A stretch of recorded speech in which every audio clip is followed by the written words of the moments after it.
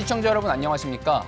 의정 갈등이 한창이던 지난해부터 최근까지 대한민국의 응급의료 시스템은 이른바 응급실 뺑뺑이라는 민낯을 그대로 드러냈습니다. 우리나라가 그동안 의료 선진국을 자부해온 만큼 국민들이 받은 충격은 더 컸습니다. 새로운 정부가 들어서며 의사들이 현장에 복귀하고 있는 요즘 고질적인 119 뺑뺑이가 과연 줄어들었는지 한번 점검해 보겠습니다. 아울러 근본적인 개선책은 과연 무엇인지 공공의료 강화를 내세운 이재명 정부가 과연 해결할 수 있을지도 전망해 보겠습니다. 함께해 주실 분들 소개해 드립니다.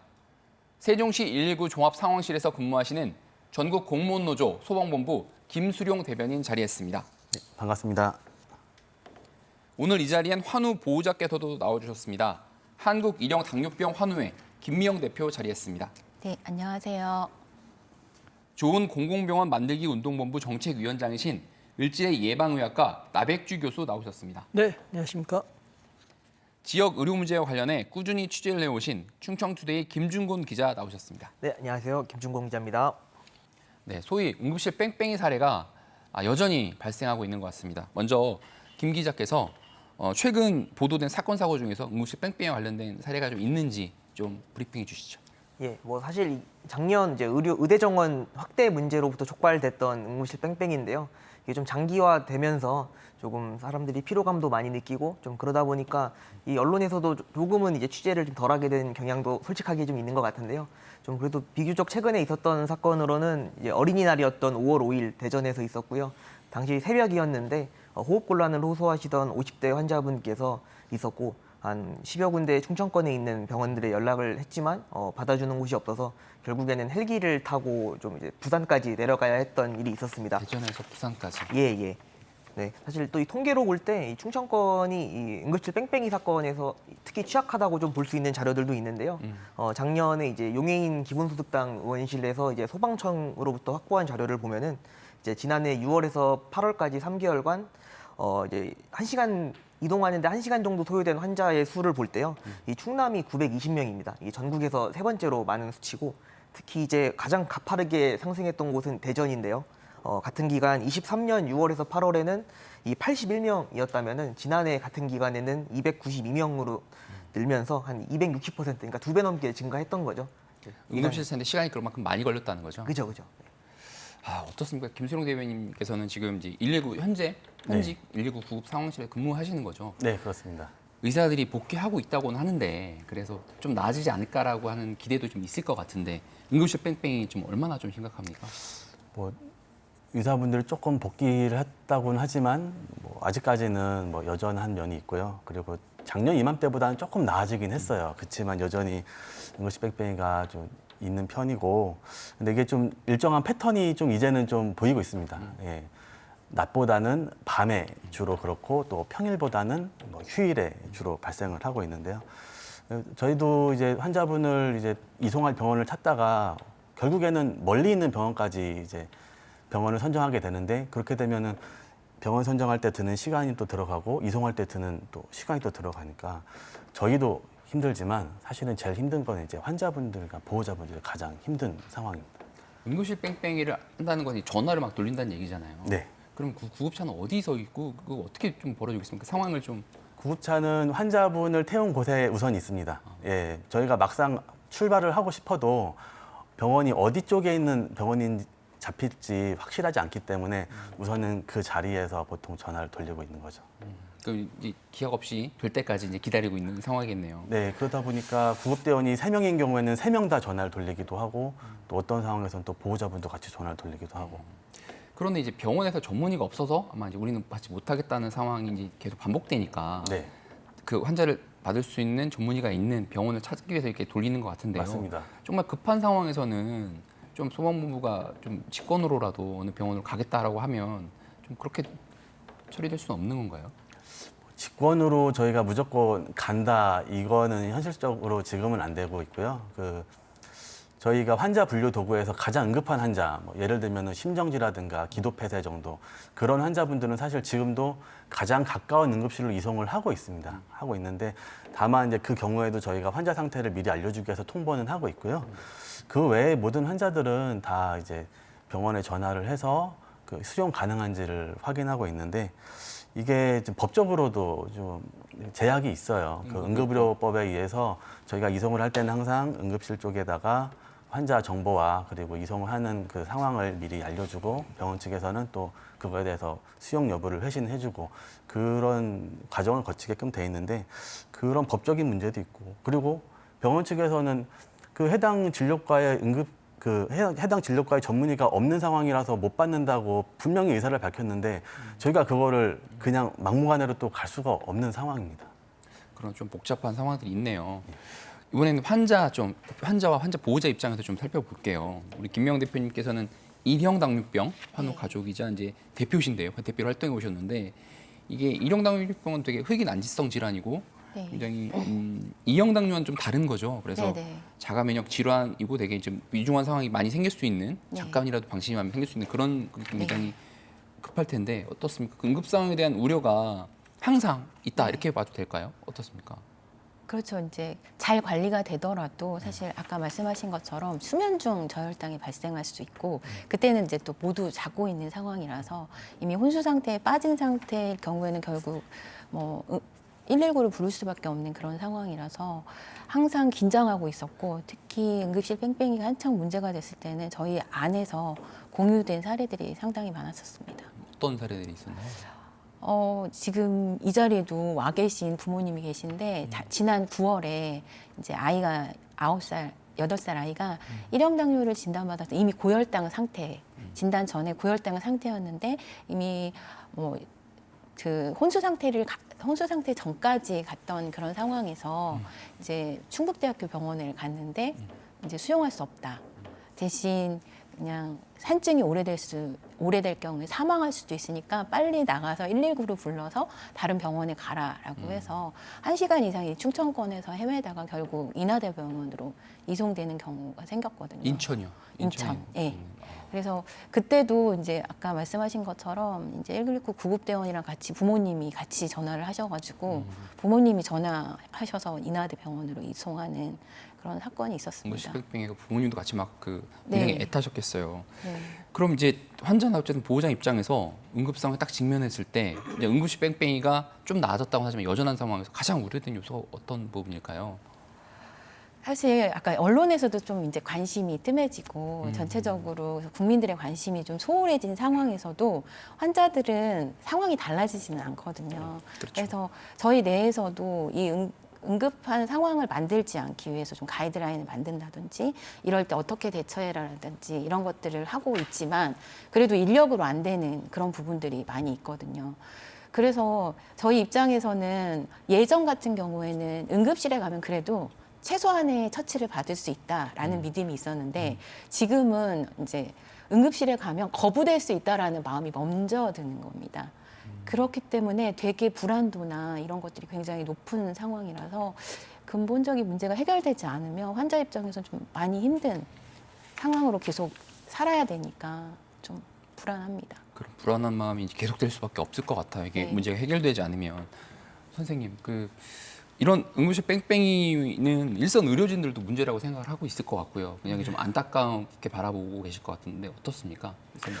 네, 아마 근데 이제 모든 의료진들은 마음을 제가 다 잘 알기는 좀 힘들겠지만서도 어쨌든 이제 그런 환자가 왔었을 때 제대로 처치가 안 되고 이러는 상황들은 의료진들에게도 굉장히 힘든 상황일 것 같아요.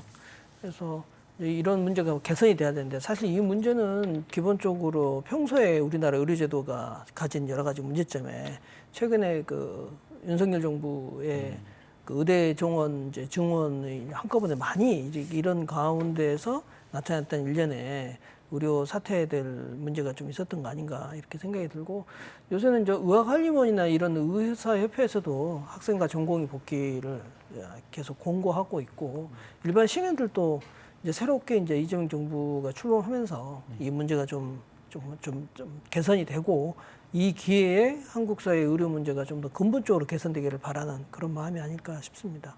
새 정부가 들어서 여러 가지 기대 가운데 사실 이런 기대 굉장히 큰 것 같습니다. 그래서 오늘 토론 다시 그런 차원에서 좀 마련이 된 것입니다. 이 응급실 뺑뺑이 문제에 지금까지 이 여러 가지 어려움, 현장의 상황 그리고 그것에 대한 불안 이런 걸 짚어봤는데 그럼 왜 이런 문제가 계속 발생하는지 어떤 구조적인 원인은 무엇인지에 대해서 좀 이제 논의를 해봐야 될 것 같은데요. 우리 김 기자께서 언론에서 지적하는 응급실 뺑뺑이의 원인 어떻게 지적되고 있는지 좀 말씀해 주시죠.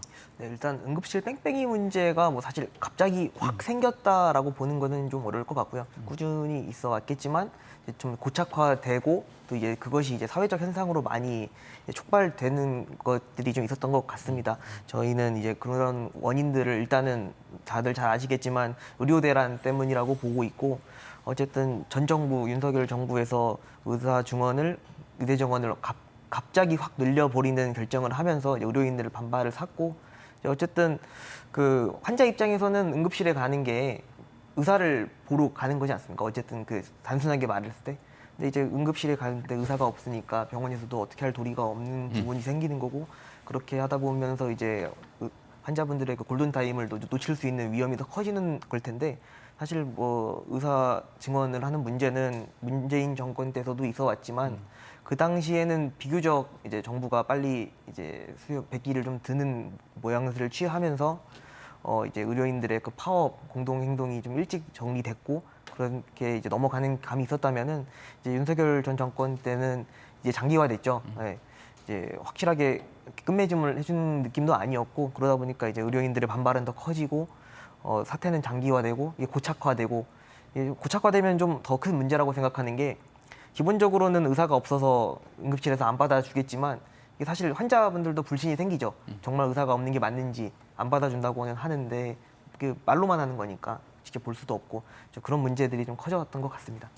방금 이제 이전 정부, 그러니까 윤석열 전 정부, 이전 정부, 문재인 정부까지 얘기해 주셨는데 그때는 이제 코로나 시국이 있어가지고 의료 대란 이런 부분들이 드러났다가 정부가 어떻게 좀 수용하는 모양새가 된 것 같은데 그렇게 기억을 하는데 코로나 시국에도 응급실 뺑뺑이 사례가 이제 여러 보도가 됐었거든요. 네. 근데 그때와 지금 상황은 좀 다른 거죠.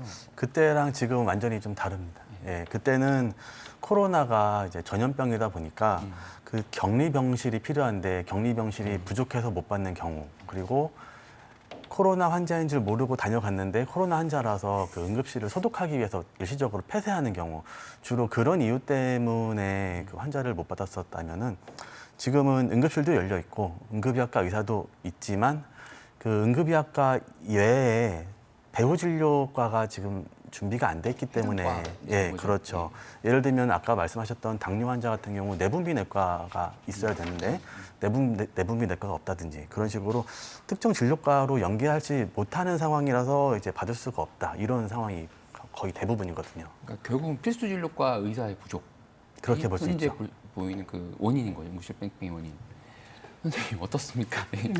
필수 의료과 부분이 뭐 소아과, 예를 들면 소아과, 뭐 흉부외과, 뭐 이런 식으로 굉장히 필요하지만 꼭 필요하지만 지역에는 많이 또 없는 의사가 없는 이런 상황이 지금 반복되고 있기 때문에 응급실 뺑뺑 벌어질 때 이런 지적이 있는데 이런 부분이 왜 이렇게 없는 건가요? 그러니까 지금 한국의 의료제도는 약간 가분수 제도라 할까요? 그러니까는 이 상급 종합병원 같은 저기 수도권 대형 병원들이 지나치게 비대해져 있는데 실은 더 중요한 것은 주민들이 살고 있는 그 생활 현장 근처에 있는 1차 의료 기관이 더 많이 활성화가 돼야 됩니다. 그리고 거기서 야간이나 주말에도 진료가 가능해야 되고요. 그리고 이제 지역 곳곳에 안정적인 2차급 종합병원이 잘 돼 있고 거기도 응급실이 잘 돼 있고 이렇게 이제 당직을 서고 그리고 정말 희귀한 질환에 대해서 큰 이제 뭐 전국의 권역별로 대형 그런 대학병원들이 그런 진료를 해야 되는데 지금 한국 사회는 1차 의료는 굉장히 지금 빈약하고 이렇게 의료 기관 수는 많이 늘어나고 있지만은 건강보험이 되는 그런 진료보다는 실손보험이 되는 비급여 진료가 지금 많이 활성화가 되어져 있고 그리고 이제 2차 종합병원들이 굉장히 부실하고 이제 수도권을 중심으로 한 대형 병원들이 굉장히 비대해져 있는 상황인데 거기는 또 굉장히 분과 전문의가 세분화돼 가지고 이렇게 발전해 있는 지금 그런 상태입니다. 근데 이제까지 이제 그 정부가 이 부분을 개선하기 위해서 부분적인 시범 사업으로 여러 가지 노력은 해왔지만 대부분은 그냥 수가 중심으로 시장을 조정하려고 이렇게 했었던 거죠. 하지만은 이제 그런 감염병, 신종 감염병 같은 그런 위기 상황이라거나 또는 지금 지역 인구가 그 감소를 하고 있지 않습니까? 그래서 지역의 의료 시장 자체가 굉장히 형성이 안 되고 있습니다. 그리고 이제 교통 여건은 좋아지다 보니까 더 지역의 의료는 지금 안 좋아지고 있고, 또 아까 실손보험이 활성화되어지면서 비급여 진료가 커지다 보니까 정말 생명과 관련되어지는 그런 의료 영역들을 고생하면서 하려고 하는 그런 의료진이 지금 많이 줄어들어 있는 그런 상태다, 이렇게 볼 수가 있겠습니다. 그러니까 의사 자체의 수가 적은 건 아닌데 정말 그 응급 상황 시에 응급실을 지켜줄 수 있는 그런 필수 분야의 의사가 지금 없는 상황, 부족한 상황인 거잖아요. 그런데 이제 대전 시내만 다녀도 내과, 뭐 소아과, 뭐 이비인후과, 성형외과 엄청 많거든요. 이렇게 하지만 필수과는 왜 의사가 없을까, 이런 의문은 항상 이제 할 수밖에 없는 것 같아요. 왜 이렇게 근본적인 원인을 어디서 찾아야 될까요? 김 기자께서. 네. 예. 아무래도 일단 기피라고 봐야 될 것 같고, 일단 전체 의사 수가 있다. 기피? 네, 전체 의사 수가 있다고 했을 때는 이제 여러 이제 과별로 나뉠 텐데, 이제 또 힘들고 이제 상대적으로 이제 뭐 예를 들어 의료 분쟁에 따른 그런 피로감도 더 클 수밖에 없을 거라고 생각이 되고요. 그리고 이게 뭐 저희가 뭐 이제 의사에서 이제 학생들을 뽑을 때 뭐 뽑을 때부터 뭐 과별로 이렇게 나눠서 뽑을 수 있는 구조도 아니고, 그래서 사실 또 의사라고 했을 때 사회적인 인식이 워낙 그 이제 부모님들도 다 의사 시키려고 하고, 뭐 의사 시키려고 뭐 이제 지역 인재 전형에 맞춰서 뭐 이사를 간다느니 그런 얘기가 있을 정도로 이제 어떻게 보면은 잘 먹고 잘 사는 직종처럼 보여지고, 이게 어떻게 보면 좀 사명감보다는 좀 그런 인식들이 좀 있는 것 같은데, 이제 그런 것들이 좀 되게 사회적으로도 당연하게 여겨지는 부분들도 좀 있는 것 같습니다. 그러다 보니까 귀향 의사가 될 수 있으면은 좀 더 편한 과를 찾게 되고, 뭐 물론 모든 과가 다 힘들고 각각의 고충이 있겠지만 좀 그런 현상들이 맞물려서 이렇게 되는 게 아닌가. 네. 네, 근데 제가 봤을 때는 이제 그런 부분 이제 진단도 있을 수 있지만, 사실 예를 들어서 소아과 전공의가 많이 부족했었을 때 그 시점에 보면은 소아과를 전공해가지고 갈 만한 양질의 일자리가 지역에 많이 줄어들어 버렸어요. 예, 그러니까 그러니까 출산율이 낮아지고 소아과 수입이 안 되니까 병원마다 이제 그 과를 줄이거나 병상을 줄이거나 이런 일들이 생겼거든요. 그러니까는 이런 뭐 힘든 과를 해도 가서 지역에서 안정적으로 일을 하고 거기서 뭔가 계속 자기를 발전시켜 나갈 수 있는 그런 양질의 일자리가 있어야 되는데, 기존의 우리나라 의료라고 하는 것이 기본적으로 상업적인 어떤 그런 측면에 시장에 맡겨져 있는 의료이다 보니까 이런 문제들이 저는 꽤 있었다라고 보거든요. 그러니까 지역마다 튼튼한 공공 종합병원들이 잘 만들어지고 거기에 양질의 일자리가 있고 하면은 가서 일할만 하고 하면은 저는 그런 과 전공의도 많이 늘어날 수 있다, 이렇게 생각을 합니다. 그리고 이거는 의사만의 문제가 아니고요. 사실 간호사들도 지금 이제 간호대 졸업하는 숫자는 OECD 평균만큼 인구 대비로 졸업을 합니다. 근데 실제 임상에 남아서 간호사 업무를 지속하는 사람은 절반 정도밖에 안 돼요. 왜 그렇죠? 그거는 급여 조건도 안 좋고, 그게 이제 인력을 충분하게 뽑아서 하지 않으니까 당직도 너무 자주 돌아오고, 근무를 하더라도 식사를 갈 시간도 없이 그냥 계속 환자 보느라고 쩔쩔매는 그런 어떤 여건들이 이제 꽤 있다는 겁니다. 더 이제 또 나가서 이야기하면 지금 우리나라는 간호간병 투명 서비스가 또 안 되고 있잖아요. 가족이 누가 아이퍼스 입원했는데 가족이 가 있거나 아니면 간병인을 비싸게 주고 해야 되는 상황인데, 이건 외국 같은 그런 뭐 선진국이나 이런 데 보면 생각도 할 수 없는 그런 일들이거든요. 근데 이거를 고쳐 나가려는 그런 어떤 측면들은 단순히 시장 논리만이 아닌 국민의 의료 필요에 맞게끔 서비스를 제공해야 된다는 그런 공공의료적인 정책이 굉장히 중요하다, 이렇게 말씀드릴 수 있을 것 같습니다. 그러니까 의료 시장이 굉장히 좀 인형화돼 있고 의료 공공성 부분이 좀 그동안 좀 소홀히 내온 부분이 있어서 이런 문제가 좀 발생했다고 진단을 하시는 것 같은데요. 우리 하나를 둔 우리 부모님 입장에서도 아까 이제 낙류병 내분비내과인가요? 네. 내분비내과의 의사가 항상 어느 응급실에서든 걱정하지 않게 좀 이렇게 있으면 좋을 텐데 그렇게 되지 않고 있는 상황인 거잖아요. 이런 부분에 대한 원인 어떻게 보세요? 저희는 사실 그러니까 그 의료 시스템 내부적인 문제보다 이제 환자들의 그냥 실태나 상황들에 더 집중하다 보니까 근본적인 문제라고 보기에는 좀 생각하는 경우는 생각을 많이 해보지는 않았지만, 일단 내분비 선생님들께서도 이제 뭐 상급 종합병원이나 이런 곳에서의 어떤 입지라든지 또 일반적으로 만성질환이라고 하면 중증이라고 인식을 하지 않고 그럼에도 불구하고 저희처럼 1형 당뇨처럼 중증인 경우도 있는데 그런 이제 상급 종합병원의 의료 전달 시스템 자체가 중증만 진료보는 그런 상황이 되다 보니까 상급 종합병원에 내분비 선생님들이 많이 남아 계시지 않아요. 그러다 보니까 지금 이런 상황까지 오지 않았나. 여러 가지 구조적인 이유가 있는 거네요. 네. 새로운 정부가 지금 이제 들어섰습니다. 새로운 정부가 들어서서 또 다시 의료개혁을 얘기하면서 지역 공공의료 관련된 얘기를 많이 하면서 그게 보건복지공약이 14가지인데 여기 뭐 공공병원 아까 말씀나왔던 공공병원 신축이라든가 우리가 오늘 주제로 하고 있는 응급실 뺑뺑이라든가 그다음에 간호강병 서비스 확대 말씀하셨던 이런 부분들이 다 포함되어 있지만 이제 실체적 구체적인 좀 뭐가 있냐 이렇게 따져보면은 아직까지는 잘 모르겠다고 하는 게 좀 공통적인 이야기인 것 같습니다. 우리 김 기자께서 새 정부의 이제 응급실 뺑뺑 관련된 개혁 방안 좀 뭐가 있는지 한번 짚어주시겠습니까? 예, 사실 뭐 아직 취임하고 이 정부 들어선 지 얼마 안 돼서 뭐 사실 뭐 어떤 정책이 어떻게 추진되고 있다 하는 건 조금은 이른 감이 있는 것 같고 이제 공약 기준으로 볼 때 이제 응급실 뺑뺑이 관련된 것들을 좀 살펴보면은 일단 응급의료 기관들을 환자의 중증도나 종별로 좀 이제 역할을 구분을 하고 그렇게 해서 이제 환자분들이 이제 상황에 맞게 어디를 연락을 해서 가야 되는지 좀 그렇게 구분을 하고 이제 또 안 받는 경우가 최대한 줄일 수 있도록 이제 그 수가 체계도 좀 가산으로 성과에 맞춰서 가산으로 하는 것들을 이제 하겠다라는 게 공약이 좀 있었고요. 그리고 이제 환자를 이송하거나 전원할 때 이런 부분들을 좀 정하고 확실히 해야 될 텐데 그런 부분들을 좀 조정하는 센터를 이제 중앙과 권역에 좀 설치하는 것들도 이제 공약에 담겨 있고 또 이제 병원에서 응급의료 기관에서 환자를 받을 수 없는 상황이 있다면은 그런 것을 사전에 공지하는 것을 좀 원칙으로 두는 부분들도 있고 또 환자를 이제 이송하는 것을 거부했을 경우에는 그 거부한 이유들을 좀 이제 고지하고 또 이제 재발 방지책도 좀 마련하는 내용들도 좀 있고요. 또 이제 어쨌든 병원의 응급의료 기관에 이제 전문의가 있어야 되니까 전담 전문의 2인 1조 근무 체계를 갖추겠다고 합니다. 24시간. 네, 이제 그렇게 하기 위해서는 이제 응급의료 기금을 좀 인건비에도 사용할 수 있는 그런 기준들을 좀 마련해야 한다고 하고 또 이제 수가 체계도 좀 어느 정도 현실화한다는 내용들을 이제 공약에 담아놨는데요. 일단 좀 제대로 이루어질지 좀 지켜봐야 될 부분인 것 같습니다. 지켜봐야 될 부분인 것 같은데 우리 교수님께서 여러 가지 좀 정확하게 살펴보셨을 텐데 좀 기대하고 혹시 기대하고 계신 게 있나요? 이 부분에 어떤 부분 아니면 또 우려되는 점? 네. 이제 방금 그 김 기자님께서 말씀 주신 그런 내용들이 이제까지 나와 있는 여러 가지 이제 대책이다 이렇게 이제 생각을 합니다.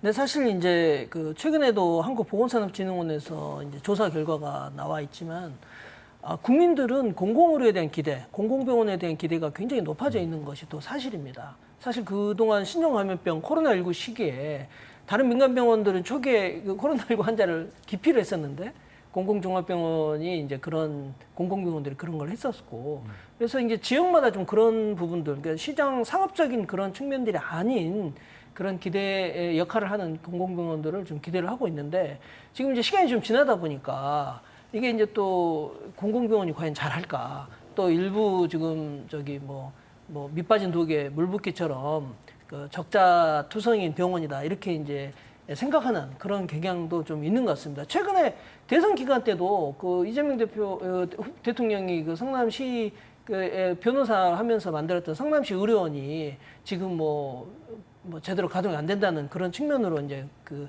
이준석 대표인가요? 그분이 또 가서도 하기도 하고 그랬었는데 사실 그때 이제 그 시장 그 신상희 시장님이 그 원장도 1년 10개월 동안 뽑지도 않고 홍보 예산도 집행을 맡기도 하고 여러 가지 이제 그런 그 문제들이 있었었거든요. 근데 좀 규모가 있게 잘 되는 그런 의료원들, 예를 서울의료원 이런 데는 규모도 상당히 있고 지역에서 상당히 역할도 잘하고 의사들도 오랫동안 근무하고 그런 부분이 있습니다. 그래서 성공 사례도 있기 때문에 지역에 이제 공공병원들을 잘 만들고 또 의사 선생님들도 이제 공공적 역할을 그 자임하는 그런 또 그 공공의대를 만들어가지고 키우자 이런 이야기를 또 하고 있어서 이게 상업적인 어떤 그런 측면들을 극복하는 그런 정책들을 제시를 하고 있는데 이렇게 이제 되려면은 사실 상당한 재정적인 부분이 안정적으로 지원이 돼야 되는 그런 부분이 있습니다. 근데 아직 그만큼의 구체적인 로드맵이 제시가 되지 않고 있어서 이런 부분들이 이제 잘 되겠지? 잘 될까? 이런 양가 감정이 아직은 지금 있는 그런 상황이다라고 말씀드릴 수 있을 것 같습니다. 공공병원과 공공의대 등 굉장히 의료의 공공성을 살릴 수 있는 법안에 대해서 살릴 수 있는 정책에 대해서 공약을 했고 그런 걸 추진하기 위해서는 막대한 또 재원이 필요한 거고 그런 걸 좀 어떻게 해결할지를 좀 지켜봐야 될 것 같습니다. 우리 이제 그 119 구급대 입장에서도 대통령께서 뭐 응급실 뺑뺑이를 좀 개혁하겠다. 또 아까 우리 김 기자께서 얘기해 주신 뭐 여러 가지 응급실 뺑뺑이에 관련된 여러 가지 얘기를 했으면 좀 기대감도 있을 것 같은데 어떻습니까? 기대. 119 구급대 입장에서는 아까 말씀드렸던 응급의료에 관한 법률에서 그 이송을 할 때 해당 병원에다가 미리 물어보고 이게 받을 수 있는지 확인해서 가게끔 돼 있는데 물론 그거는 그거대로 하더라도 이거는 전화 통화로 가부를 결정하는 거잖아요. 그 병원에서 구급대원과 병원과의 전화 통화로. 예. 그래서 구급대가 좀 요청하는 경우에는 병원에서도 직접 환자를 보고 좀 판단을 할 수도 있게 좀 하면 좋겠다. 왜냐하면 구급대가 현장에서 판단하는 게 100% 맞다고 보기는 어려워요. 구급대 판단도 있지만 또 응급실에서 또 응급의학과 의사가 또 판단을 했을 때 그리고 또 거기에서 1차적인 처치가 또 이루어질 수도 있고 또 그러는 사이에 그 나라에서 추진한 그 광역 응급의료 상황실이라든가 119 상황실에서 더 적정한 병원을 또 찾기도 하고 그런 효과도 있을 것 같아서 우선 응급의료에 관한 법률의 조항을 어느 정도는 좀 그 현실에 맞게끔 구급대와 그리고 병원과 서로 협의를 해서 좀 개정을 하는 게 어떨까 생각하고 있습니다. 병원의 환자 상태를 한번 좀 보고 다시 판단할 수 있게 하는. 네, 무조건 아니더라도 이 구급대가 요청을 하는 경우는 필요하다고 요청하면 네. 병원에서 전화 통화로만 이렇게 볼 것이 아니라 그렇죠. 직접 이제 보고 필요한 병원 또 연결도 시켜주고. 저희가 119에도 의사 선생님이 있습니다. 119에서 그 응급의료 의료지도 의사 선생님이라고 해서 상황실에 계세요. 그래서 현장에 출동해 있는 구급대원이 뭐 어떤 의학 자문을 받는다든가 아니면은 그 처방이 필요할 때 전화 통화로 이제 그 지도를 받게 되는데 저희 현장에서도 와, 이 환자는 지금 당장 병원으로 가야만 하는 환자인지 아니면은 조금 더 내일 아침까지 기다려도 되는 환자인지 그 판단하기 어려운 경우가 있습니다. 그런 경우에는 또 의료지도 선생님한테 또 자문을 구하기도 하는데 이 선생님 또한 전화 통화만으로 그거를 모든 걸 다 판단해 주기가 어려워요. 그런 경우에는 보통은 병원 찾아서 이송하시는 게 좋겠습니다. 이렇게 말씀을 하시거든요. 이게 요즘 현실입니다. 환자를 좀 직접 보고 병원에서 판단할 수 예. 있는 그런 좀 방안이 이루어졌으면 좋겠다. 좀 유연해졌으면 좋겠습니다. 무조건적은 아니지만 네. 요청할 경우 네. 이런 또 바람을 좀 말씀해 주셨습니다. 우리 김 대표님께서는 네. 세종시에 사는 어린 환우 보호자께서 세종시에서 이제 국회까지 간 대장정을 대선 선거운동 기간 했고 네. 또 그 과정에서 후보 시절이었던 네. 당시 후보였던 이재명 현 대통령과도 만나셔서 네. 좀 환호회에서 내용을 전달하셨다고 들었는데요. 네. 좀 어떤 내용을 전달하셨는지 궁금합니다. 사실 이번이 처음은 아니었고요. 음. 작년에는 그 윤석열 대통령을 만나기 위해서 대통령실까지 또 걸어갔었는데 그랬습니까요? 그때 만날 수가 없었습니다. 그래 못 만나셨어요? 네, 못 만났고 이제 많이 사회적 약자나 특히 환자들에 대한 관심이 줄어들고 또 일형당뇨 같은 경우 중증인데 중증 난치성 질환으로 인정받지 못하는 여러 가지 상황 또 장애로 인정받기 위해서 노력하고 있는데 그런 것들이 좀 사회적 관심이라든지 아니면 대선 후보들께 좀 전달하기 위해서 이제 걷기를 시작했고 세종에 사는 아버님과 아이가 이제 8박 9일간 170km를 걸어서 갔고 그 과정에서 많은 전국에 계신 환우분들이 함께 해주셨어요. 그리고 그 상황에서 이제 아산 지역을 걷는데 마침 이재명 대통령께서 그때 후보 시절에 선거 유세를 하는 상황이어서 그때 저희가 이제 플랜카드로 메시지를 적고 좀 이제 저희의 상황들을 좀 알아달라고 그런 것들을 좀 전달을 했고 아마 이제 유세 기간이어서 굉장히 바쁘셔서 직접 대화할 시간은 없었지만 저희의 메시지나 저희가 전달한 리플렛이나 이런 것들을 분명히 보셨을 거라고 저희는 믿고 기대하고 있습니다. 그래서 그런 환자에 대한 것들 또 이재명 대통령께서 어쨌든 응급실 뺑뺑이 문제라든지 공공의료라든지 이런 의료 쪽에 어떤 정책이라든지 관심이 과거에도 많았던 분이기 때문에 환자에 대한 또 의료에 대한 것들에 좀 새로운 개혁을 추진해 주실 거라는 그런 기대를 갖고 있습니다. 이재명 대통령이 이제 의료개혁, 특히 이제 119 응급실 뺑뺑이 개혁에 대해서만큼은 좀 네. 관심을 좀 갖고 더 관심을 갖고 재원이라든지 실질적인 정책이라든지 이런 부분을 잘 할 수 있도록 오늘 이런 프로그램이 좀 토론 프로그램이 좀 중요한 것 같습니다. 그래서 응급실 뺑뺑이가 사실은 이게 정말 좋은 말, 뺑뺑이라는 말이 얼마나 좀 안 좋은 말입니까? 이게 무의미하게 계속 돈다는 얘기니까 이런 말이 좀 없어질 수 있도록 뭐 단기간의 대책도 있을 것 같고요, 중기, 뭐 장기 대책이 있을 것 같은데 우리 선생님 어떻게 대책을 좀 볼 수 있을까요? 그래서 이제 방금 법률적인 그런 말씀을 하셨는데 사실 이제 제가 봤었을 때는 그 지자체 차원에서 그 협의체 이런 거가 좀 만들어져 가지고 이런 환자가 제대로 된 수용이 안 되거나 하는 그런 상황이 생겼으면은 같이 모여 가지고 왜 이런 일이 생겼지 검토하고 이런 것을 해결하기 위해서 투자는 뭐가 돼야 될까 하는 것들을 하는 그런 협의체가 좀 지자체마다 좀 만들어져야 되겠다. 또 좀 넓은 지자체는 지역을 조금 더 세분화시켜가지고 협의체를 만들어가고 바로 거기에는 또 지자체나 뭐 할 수 있으면 보건복지부, 정부도 같이 들어가가지고 이 지역에서 환자가 생겼는데 여기서 못 받았어요. 그럼 이유를 분석을 해가지고 받아라 단지 요것만이 아니라 그에 따르는 인력이 뭔가 문제가 있다면은 그 인력을 보완하기 위해서는 어떻게 해야 될지 이런 식의 어떤 내용들이 좀 있어야 되겠다 하는 겁니다. 그리고 그래서, 네. 제가 제가 한 가지만 더 말씀드리면은 저는 그런 부분들과 관련해서 역할을 할 때는 공단이 그런 지자체 협의체로 수가를 줄 수 있도록 하면 좋겠어요. 예, 그래서 그 지역에 수가를 주고 그 잘해서 그럼 일이 안 생기면은 수가도 더 주고 이렇게 해가지고 그런 역할들을 하는 협의체가 더 활성화되고 또 그런 거 할 때 지자체가 또 자기 돈도 낼 필요도 있을 것 같거든요. 그런 식으로 해서 역할을 하게끔 하는 방안들이 어떨까 하는 생각을 해봤습니다.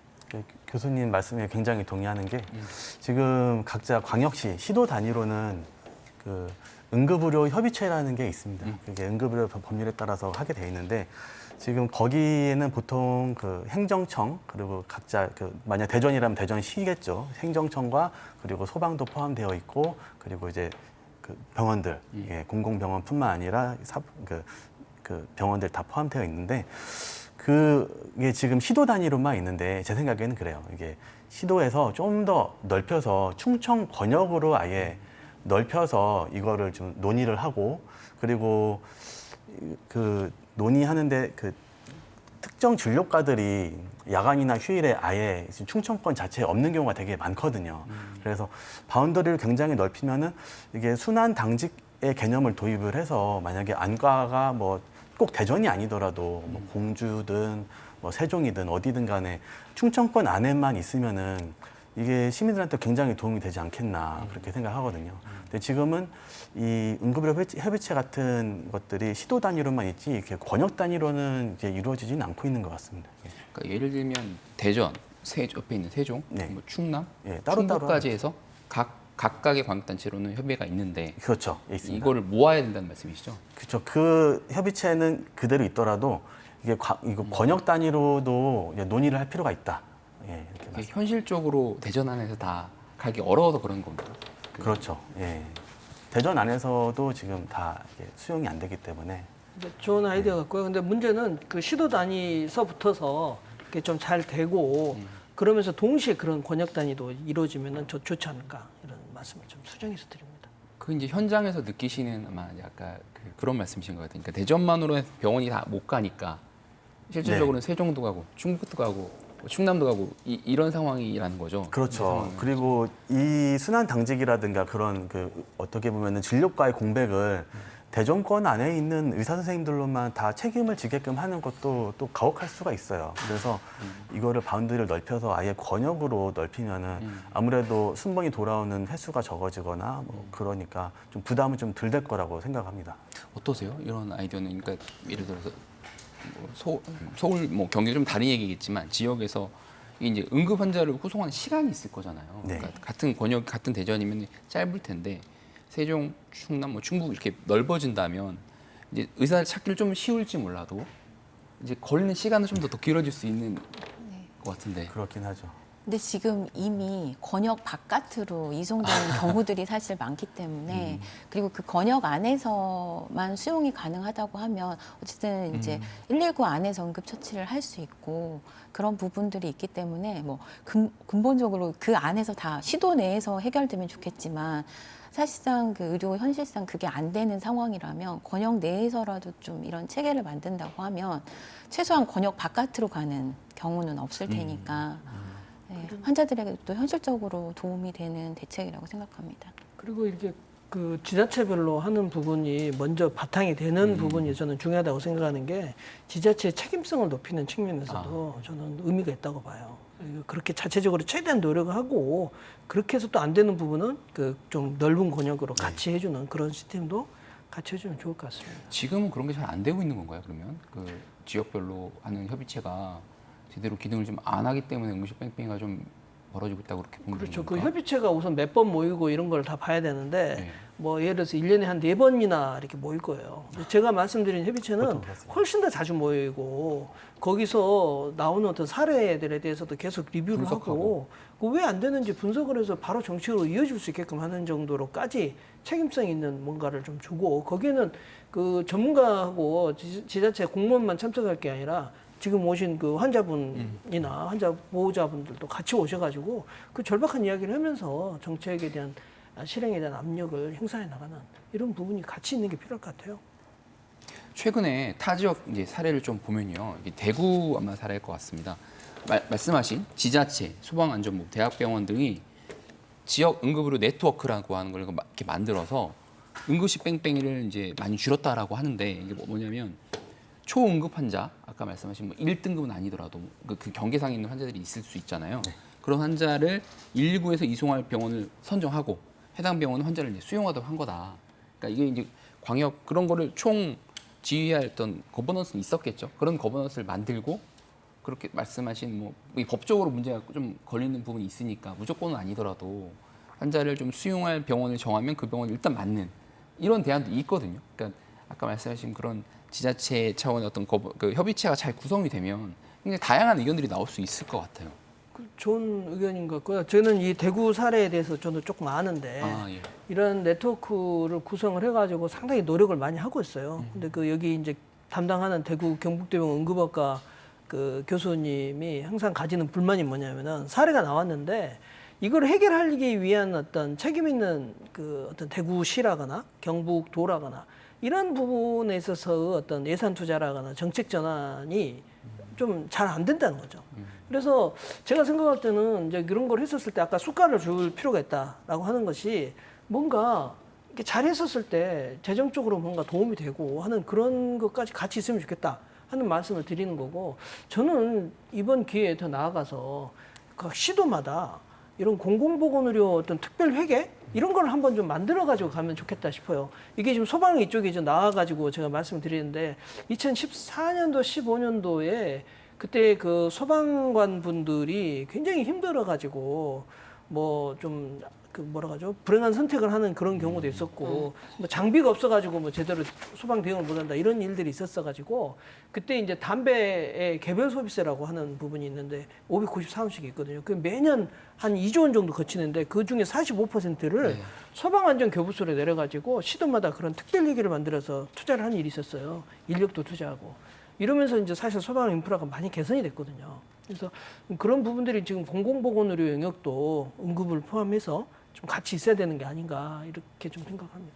우리 현장 구급대 입장에서는 또 어떠세요? 좀 이런 제안도 해주셨는데. 저도 그 대구 사례가 굉장히 네. 좋은 사례라고 생각되는데 아. 이게 병원이랑 협의 뭐 그 행정청이랑 함께 다 협의만 된다면 못할 건 없는 것 같고요.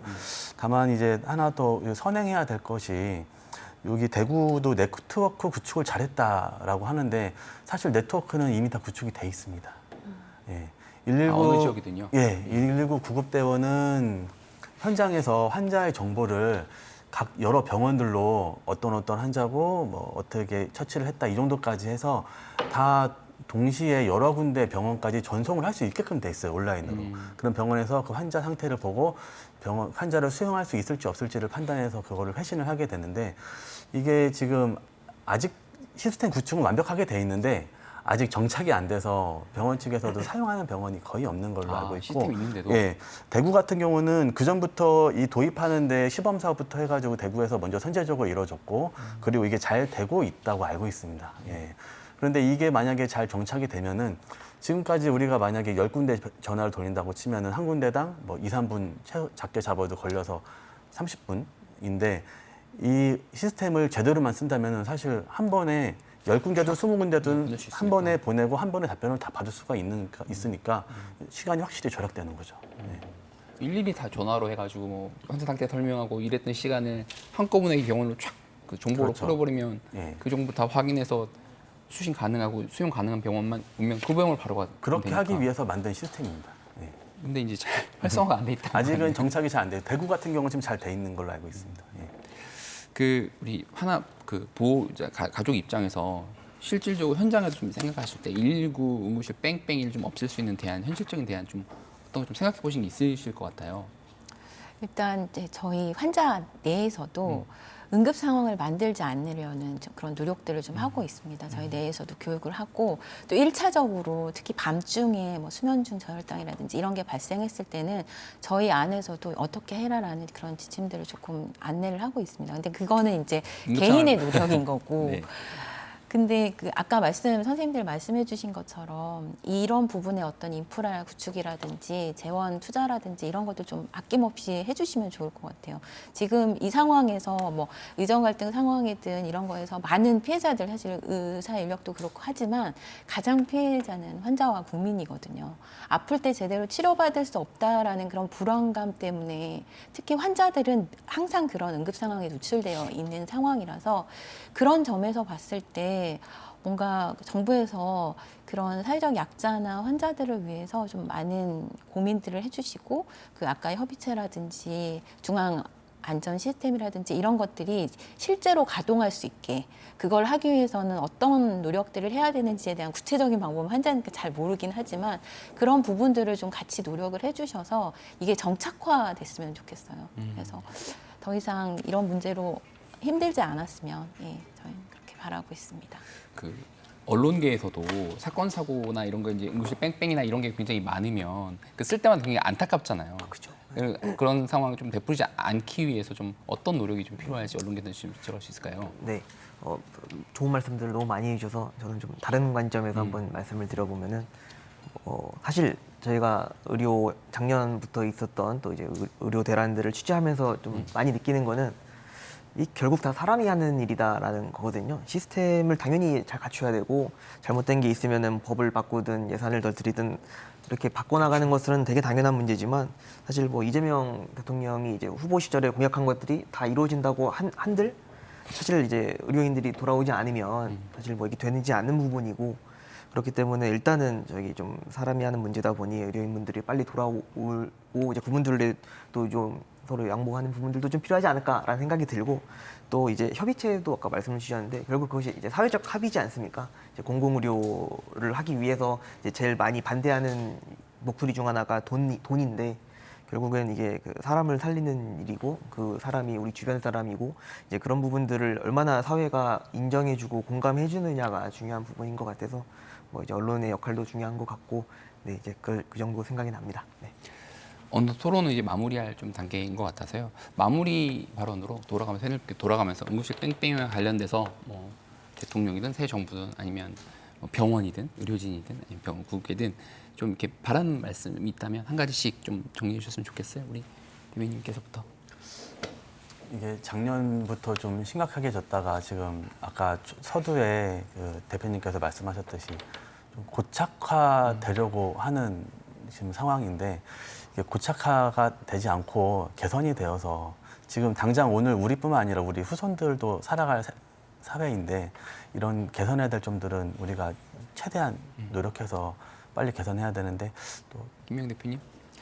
제가 사실 지난주에 그 말레이시아에서 환자 컨퍼런스에 참석을 했었어요. 아시아 태평양, 거기 일본 환자 대표가 이제 저희 한국 테이블에 오셔가지고 너네는 우리나라 일본에 비해서 인구도 절반밖에 안 되는데 그 전 세계적으로 탑 10에 2개의 병원이 들어가 있다 이렇게 얘기를 하시더라고요. 그러면서 너네는 뭐 수술 암 환자 단체였는데 암에 대한 완치율도 높고 의료 서비스가 굉장히 좋아서 부럽다라고 말씀을 하시는데 사실 그런 이면에는 수도권의 그런 빅5 그쪽에는 굉장히 완치율도 좋고 의료 서비스가 좋은데 지역 의료나 이런 부분들 특히 지역에 사시는 분들은 결국 뭐 수도권 쏠림 현상이 일어난다고 하는데 지역 의료가 안 돼 있기 때문에 그럴 수밖에 없는 그런 상황인데 그걸 환자를 탓할 수는 없는 거잖아요.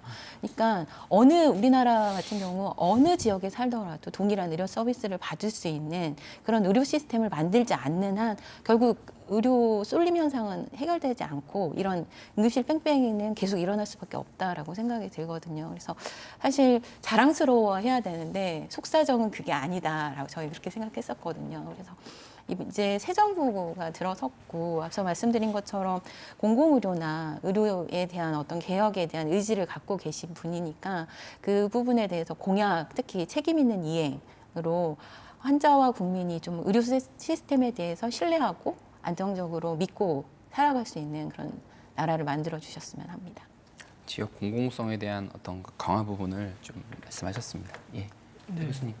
저도 이제 그렇게 비슷하게 생각하고요. 이제 한국의 보건의료가 근본적으로 개혁이 되려면 1차 의료가 강화가 돼야 되고 2차급 종합병원들이 지역마다 튼튼하게 서져 있어야 된다 이렇게 생각합니다. 근데 기존에 정부는 수가 정책으로 그거를 하려고 했어요. 이제 기존에 이제 수가 정책이라는 게 어떤 행위를 수가를 올리면은 그런 그 1차 의료나 이런 게 잘 될 거다라고 이제 생각을 했었던 거지만은 저 과거 윤석열 정부 때 그렇게 수가를 올려봤더니 오히려 대도시에 있는 큰 병원이 더 그 의료진이 많이 가고 또 환자도 그리 많이 가는 이런 그 역진 현상이 생기는 거예요. 그래서 수가 정책만 갖고는 이게 한계가 있다. 수가도 당연히 현실화돼야 되겠지만은 지역의 종합병원이나 1차 의료가 활성화되기 위해서는 조금 더 공공적 역할을 하는 그 지역의 2차급 공공종합병원이 좀 튼튼하게 서고 1차 의료도 지원하고 그 지역의 응급 상황이나 이런 거를 충분히 커버할 수 있는 그런 내용이 돼야 될 텐데 그런 부분들이 아까 말씀하셨던 재정이 쓰이는 부분이고 그 재정을 어떻게 하면 효과적으로 잘 쓸 것이냐 이런 부분들과 관련해서 그 환자들이나 이런 또 전문가들 의견을 잘 좀 들어서 해나가면 좋겠다 이런 바람입니다. 혹시 공공병원, 특히 2차 의료, 2차 병원을 중심으로 한 공공병원을 좀 더 키워하고 지원을 많이 지원해서 거기를 공공성을 좀 키워야 된다라는 말씀이었습니다. 우리 임 기자 마지막 말씀. 예.